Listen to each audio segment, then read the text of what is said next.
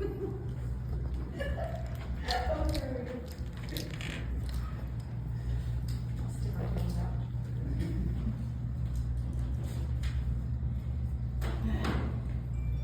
addiction a choice? A straight-A student, soccer star with a full scholarship, became addicted to painkillers after an injury, lost everything, and is now in treatment fighting for his life. So is addiction really a choice? While drug use does begin with a choice, I will urge you to believe that addiction itself is not a choice, but a chronic and often fatal disease that changes the brain and controls behavior. This is important to all of you because addiction does not just happen to strangers or homeless people. It affects your family, your friends, and community. Understanding this can save lives. Today I will explain the serious impact addiction has on society by exploring the science behind why addiction is a disease, not just the choice, and talk about how we can respond more effectively with treatment and compassion without passing judgment. Let's begin with addressing the controversial belief that people who struggle with addiction are choosing to be addicts. According to NIDA.nih.gov, the National Institute on Drug Abuse, published in 2022, over 20 million Americans suffer from substance abuse disorders. Addiction leads to long-term damage to mental health, well-being, and physical health, family breakdowns, and job loss. The opioid crisis alone causes more than 80,000 deaths annually in the U.S., showing the deadly consequences of addiction. Now that we understand the problem, let's talk about the misunderstanding that addiction is simply a matter of a poor choice. According to ASAM.gov, the American Society of Addiction Medicine News, published in 2011, addiction is a chronic brain disease that affects the reward, motivation, and memory circuits in the brain.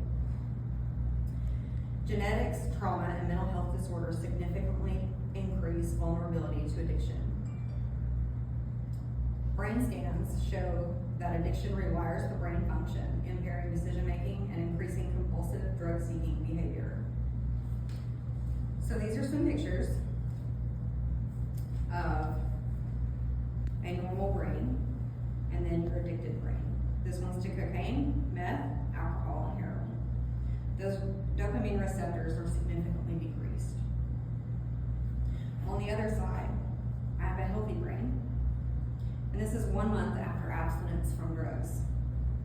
The one over here is after 14 months of abstinence from drugs. It does take time for your brain to recover. Some of the damage could be permanent, but it typically takes up to 24 months for your brain to go back to normal. Now that we understand the problem, let's talk about the misunderstanding that addiction is simply a matter of a poor choice. According to ASAM.gov, the American Society of Addiction Medicine News, published in 2011. Sorry, I messed up. Now that we've explored why addiction is not a choice, let's look at how to address it in a way that supports long-term recovery instead of judgment.